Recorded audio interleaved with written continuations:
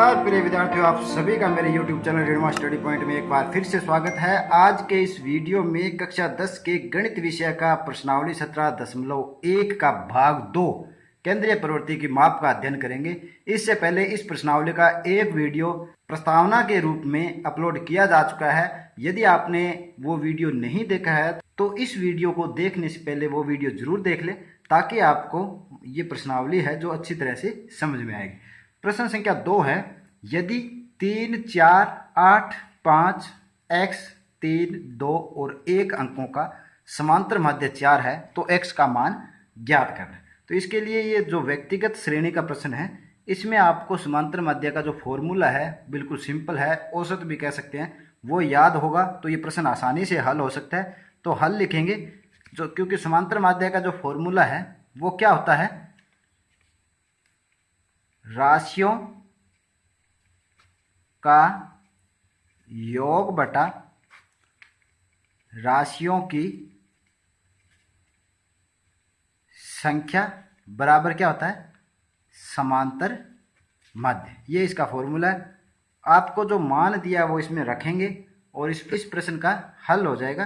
तो यहाँ x का मान निकालना है, तो राशियों की जो संख्या है वो ये है, इनको जोड़ लेते हैं तो देख लें, या राशियों का जो योग है तो 3 + 4 + 8 + 5 + x + 3 + 2 + 1, ये राशियों का योग हो गया, बटा राशियों की संख्या कहाँ से प्राप्त होगी, जो राशियां दी हुई है उन्हीं से संबंधित संख्या लिखनी है। तो 1, 2, 3, 4, 5, 6, 7 और 8, तो राशियों की संख्या होगी 8 बराबर समांतर माध्य क्या लिखेंगे, इस प्रश्न में समांतर माध्य दिया हुआ है 4, तो 4 का 4 लिखेंगे।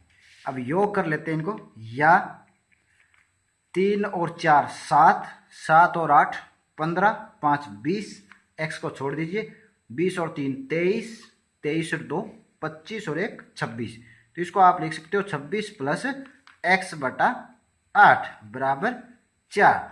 अब ऐसी परिस्थिति में क्या करेंगे, वज्र गुणा किया जाता है, तो इसके नीचे 1 लगा सकते हैं। तो यहाँ पर या लिख देंगे वज्र गुणा करने पर। अब वज्र गुणा कह सकते हो, इसको तिरछा गुणा भी कह सकते हो।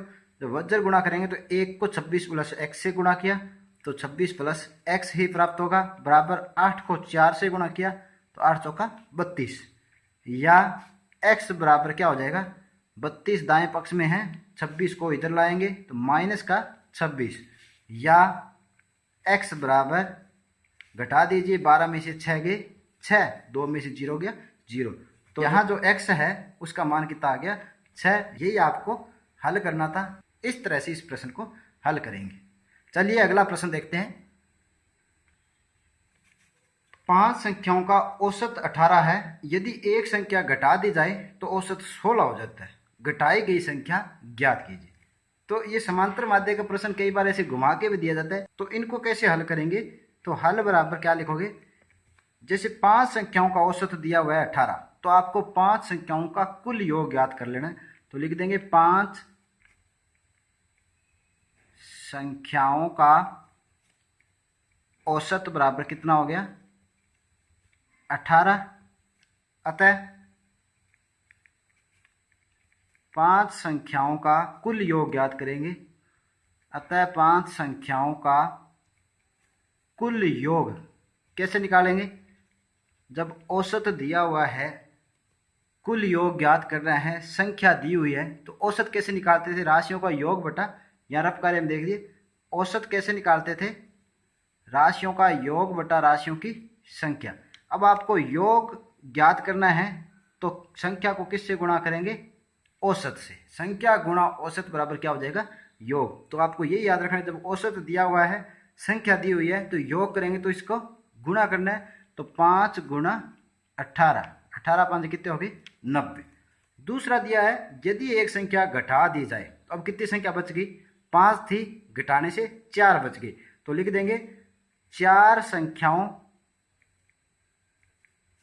का, एक संख्या घटा दी जाए तो औसत 16 है, तो 4 संख्याओं का औसत बराबर 16।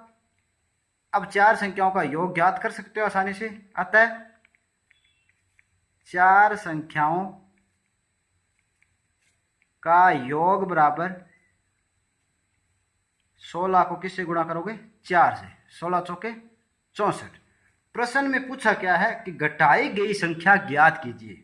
अब आप बताइए, आप खुद सोचिए कि जब 5 संख्याओं का कुल योग 90 है, 4 संख्याओं का कुल योग 64 है, तो घटाने वाली संख्या क्या होगी? 90 में से 64 घटा देंगे तो लिख देंगे अतः